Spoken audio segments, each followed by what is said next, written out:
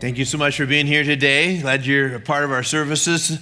This Christmas season is pretty important for many of you because you're inviting people to come to church with you, and they're showing up, and you're excited about that. Christmas Eve will be we'll get 25% of our first-time guests that day. So get after it. Invite everybody you can to come, and if you would, please invite them to come with you and just say, hey, whatever service you want to. They don't have, because Christmas Eve is on Sunday. It's super weird, right? He's like, is it Christmas Eve morning? It's like, it's hard to figure it out. And so we're doing, and there's really no great way of doing this. So we're doing our regular Sunday morning services. They're Christmas Eve services, but like if you came at 8 o'clock, it's the same Christmas Eve service.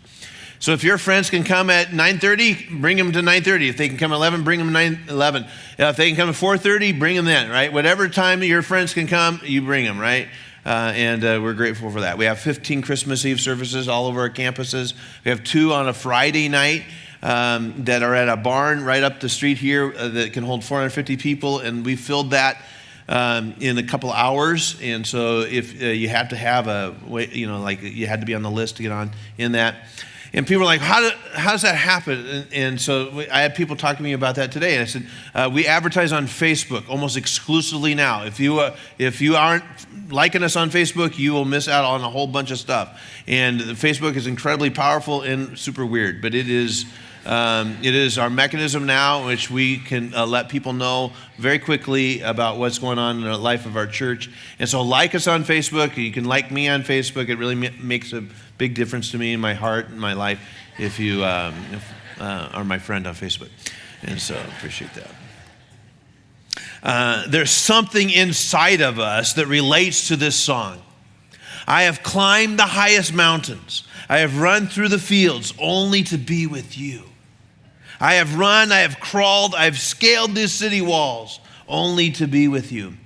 But I still haven't found what I'm looking for. When you two sang that song in the 80s, I remember thinking, man, that's a great song. I love that song. And still to this day, when that pops on the radio station, it just resonates, right? And probably our national anthem at times, right? That we truly relate to it. There's a movie that came out as well about the same time called City Slickers. It was a movie about 3 men who were bored with their life and their marriage and their relationships. And every year they would go and look for some adventure. They'd take some trip to exotic places. And this one year they go to a dude ranch and they're going to learn how to ride horses and move cattle. And it's a fascinating story of adventure and disillusionment with life. And they couldn't figure it out. What's the purpose of life? So they asked Curly, who's an old curmudgeon cowboy who's rough and leather skin, and Curly seemed to have his act together, knew what it was all about. Curly, what's the meaning of life? And he says, it's this one thing. Now he doesn't answer it for them, and that's kind of a frustrating thing. What do you mean this one thing? You have to figure it out, and the movie's a fascinating story. We all kind of wonder, not in agreement. I'd like to know what the purpose of life is. What am I doing here? Why am I sucking air? What is this all about? Jesus told a similar story where he says there's a merchant who was looking for pearls. He looked all his life to find the pearl of great price and the most exquisite pearl ever. And he finds it and he goes home and he sells everything he can so he can buy that one pearl. And many of us not in agreement with the fact that, yes, I would do that if I could just find what I'm looking for out of life. Many of us have tried to find meaning and purpose in life freshman year in college. We get away from home, get away from family, get away from the religion that we were kind of forced to go to or whatever. And we were like, I'm going to try to find purpose in life. And after a year of blowing through about $25,000 of our parents' money, we go, well, I'm going to drop out. What? Yeah, I'm going to go find myself. You couldn't have done it there? right? And so we off on a search, right? And the problem with finding ourselves is what? Finding ourselves. What if I find myself? And basically, if you find yourself, that's all you have left. I don't want to find myself. I want to find something bigger than me. So we're on a search, guided by something inside us that says you got to find it. We ask ourselves, well, what do I want to do when I grow up? What should I do with the rest of my life? People tell us you need to find your passion. You're supposed to find your bliss. Some people tell us, just go find some coffee. That'll help you. All right. Most books tell us, go for your dreams.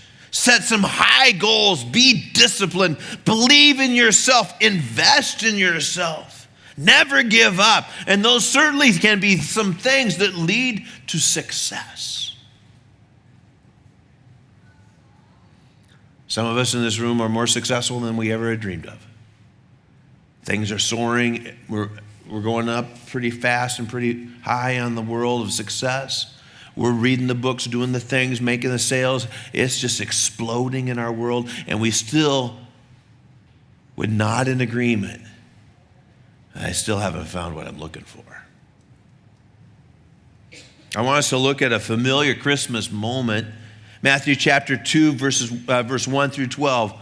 Jesus was born in Bethlehem in Judea. It's just a matter of fact. Here you go. Might as well have said in a galaxy far, far away. By the way, it's really good. During the reign of King Herod, about that time, some wise men from eastern lands arrived in Jerusalem, asking, where is the newborn king of the Jews? We saw his stars that rose, and we've come to worship him. King Herod was deeply disturbed when he heard this, as was everyone in Jerusalem. See, I always just thought it was him that was messed up, like it messed him up. But it's like, it kind of the rumor started going throughout the entire city.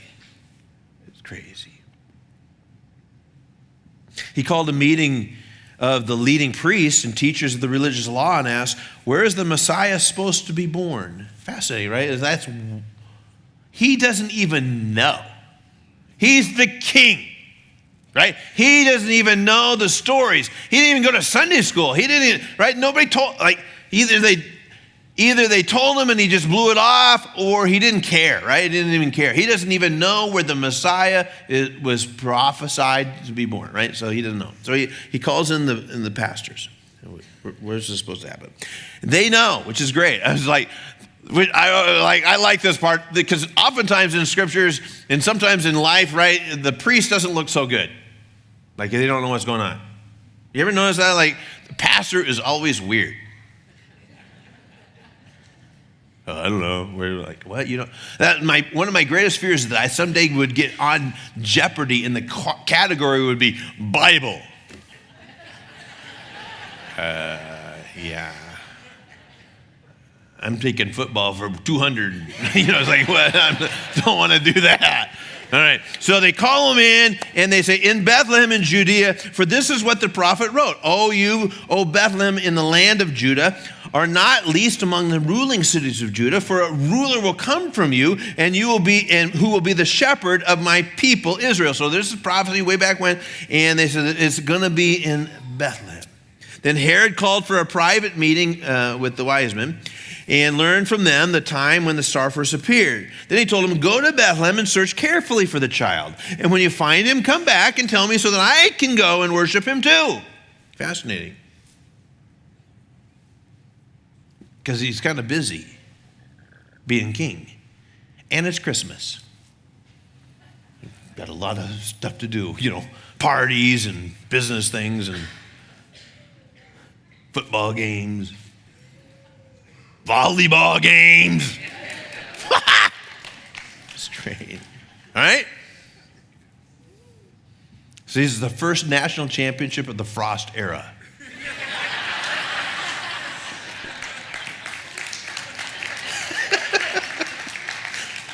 Already making a difference. Where am I at? Okay, so after this, the interview, the wise men went their way, and the star they had seen in the east guided them to Bethlehem. It went ahead of them and stopped over the place where the child was. When they saw the star, they were filled with joy. They entered the house and saw the child with his mother Mary, and they bowed down and worshiped him. Then they opened up their treasure chests and gave them gold, frankincense, and myrrh.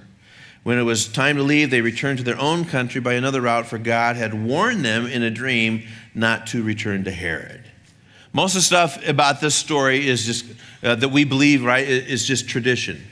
Legend has it that there was 3 kings. We don't know, but they think there's 3 because there's 3 gifts. All right. We 3 kings of Orient are, you know that song. Bearing gifts, we traverse afar. I learned it this way. We 3 kings of Orient are tried to smoke a rubber cigar.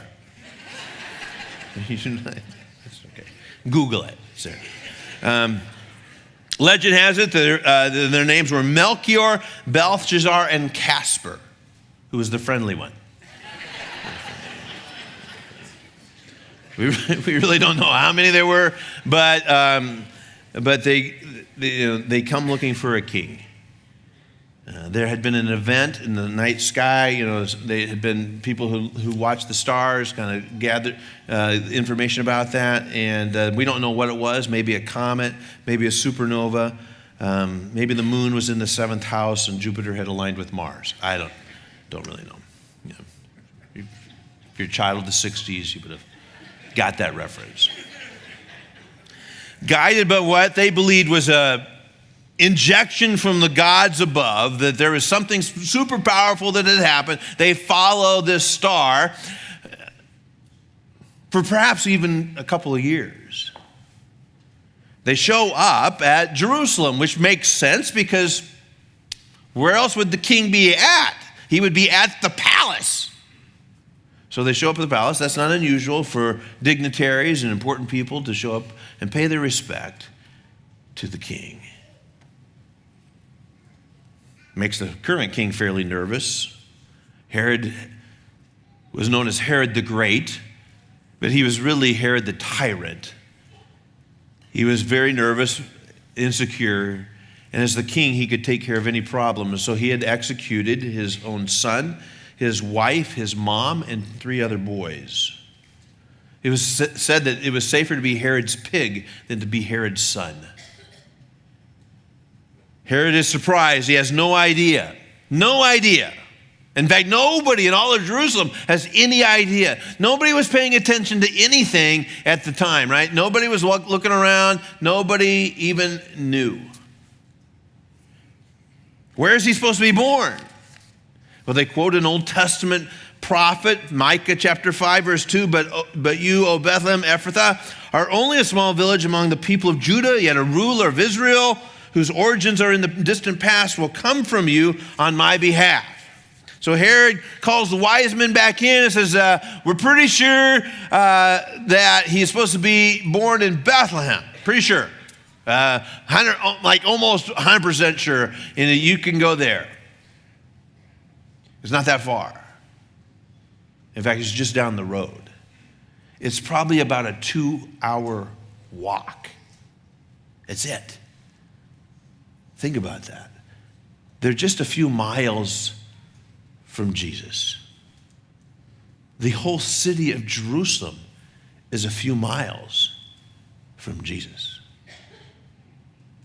You would have thought that somebody in that inner circle, some religious guy, would have just like, let's connect the dots. Can I go with you guys? I just want to go and see. I mean, if the whole city of Jerusalem is nervous about this and talking about, wouldn't you think that a reporter from the Jerusalem Sun or the Jerusalem Times would have kind of gone in like, let's go find and lose them. We can get a picture. Man, wouldn't that be great if we could scoop the story? But no, not a reporter, not a pastor, not even a priest. Nobody shows up. Nobody goes except these 3 pagan kings who have never read the Torah. Right? They're not, they don't know what's going on spiritually, right? They're far from God. They're curious. But the only ones that show up,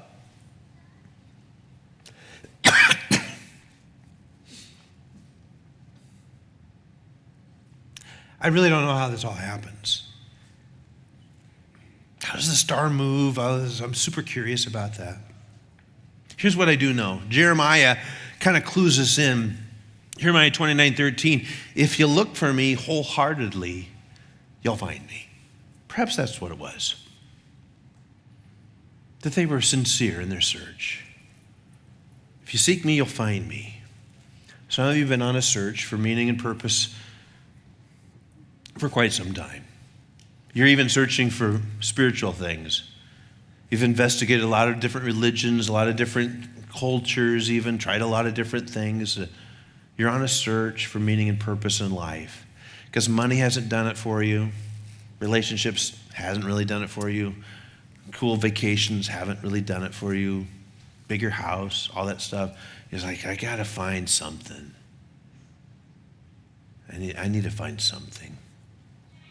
And if that's where you're at right now, I think that StoneBridge is a good place for you to navigate through some of those things. And I hope that you'll ask questions and do your very best to be honest or sincere. If you seek him with your whole heart, you'll find him. I guarantee you that if you seek him with your whole heart, you'll find him. And he's not that far away. He's just not. Now, you've been maybe searching for years, but it's kind of like, if you're like, where is he? I would say, turn around. Just turn around. He's right there. The Bible would even call that repentance. Just turn around. So these pagan kings show up at the doorstep of Mary and Joseph and Jesus. They give Jesus gifts. Actually, it's more for mom and dad. These guys are great people, it seems like, but they're not good givers of gifts. Like, who gives a kid gold or frankincense or myrrh, right? Anybody? Do you have anybody like in your like at Christmas time where you're like, ooh, a gift from grandma? This is going to be funny or interesting or dumb, right? So these guys are not good gift givers for a toddler.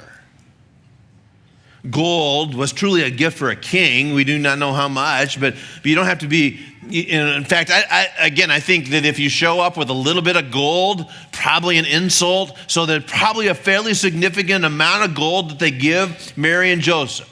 It's more money than they have ever seen in their life. They're extremely poor people. So here they are with a bunch of gold. And I'm thinking like, they're going, oh, what?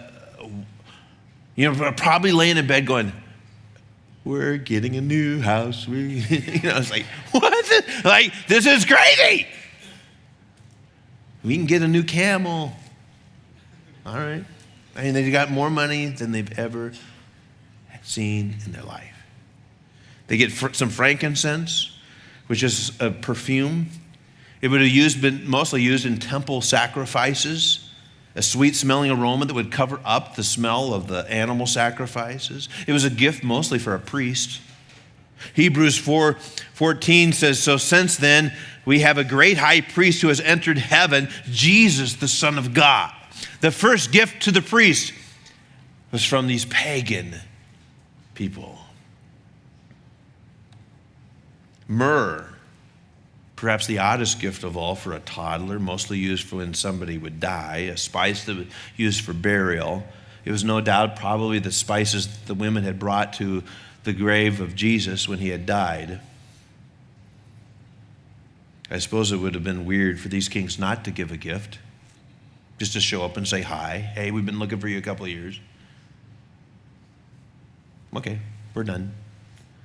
You see, there's something about, because it says they bowed down in worship, there's something about worship that draws us and compels us to give something significant even. Worship and giving are tied closely together. You can give without worship, but in fact, we give all the time without worship, but you really can't worship without giving. Has your worship drawn you to generosity? Giving is an act of honor to whoever we're giving the gift to. So here's these exotic men paying homage to your son. This had to blow Mary and Joseph's minds a little bit. In fact, I think they probably thought, is this what it's going to be like? Is this what we didn't know. We just didn't know. We kind of thought something cool would happen, but we didn't know. Maybe this is what it's going to be like now. People are just going to show up and give us stuff. Once again, Joseph has a dream and is told to leave the region and go to Egypt and escape the wrath of Herod, because Herod is going to be mad when he finds out. And so they do. I love the obedience of Joseph at this moment. He doesn't wait. He doesn't hesitate. He doesn't think it through. He doesn't overthink it. He just leaves. And he takes his little family and they go to Egypt. Egypt has always been a safe place. After the Jews had left Egypt, Egypt had remained kind of a safe haven for the Jews. Every town in Egypt would have had a colony of Jews that would have helped Mary and Joseph begin a new life. Hosea chapter 11 verse 1 says, when Israel was a child, I loved him, and I called my son out of Egypt. This had been a reference for many years for the nation of Israel leaving the nation of Egypt. Remember the story about the plagues and Charlton Heston telling everybody to go, all that stuff. We totally get that. We've seen the story, the 10 plagues, and finally, he says the last one's going to be a doozy. There's going to be an angel of death that's going to come into the whole nation of Egypt, and as long as you take a lamb and kill it and take the blood and spread it over the doorpost, everybody's going to be protected. But if you don't do that, if you don't listen to us, your firstborn child will die. And sure enough, that happened. And Pharaoh says, you can leave my country. And every year, the Jewish nation still to this day celebrates Passover. In fact, Christians celebrate it every week. We just did that. Communion is a reminder that the blood of Christ was spilled for us. In fact, John the Baptist would say this in 1 John 1:29. Later in the day, John saw Jesus coming toward him and said, "Look, the Lamb of God who takes away the sin of the world."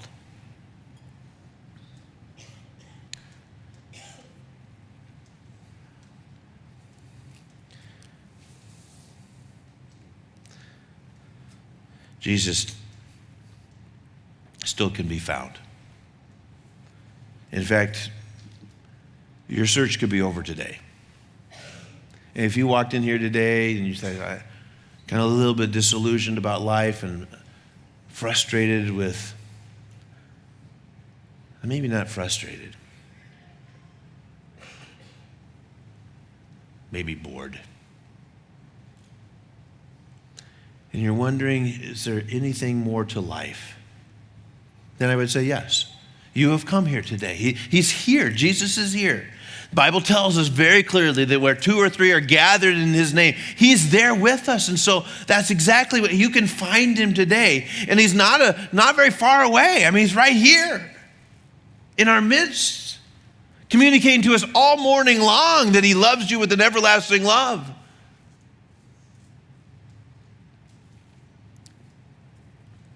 I don't want you to walk away going, I still haven't found what I'm looking for. That perhaps today would be the day in which you finally say, I'm going to go find him. I'm going to go find him. Let's pray.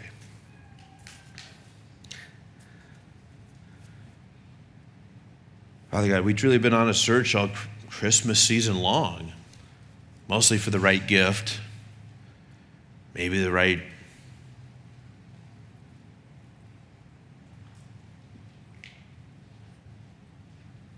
thing. Just feels like any other Christmas.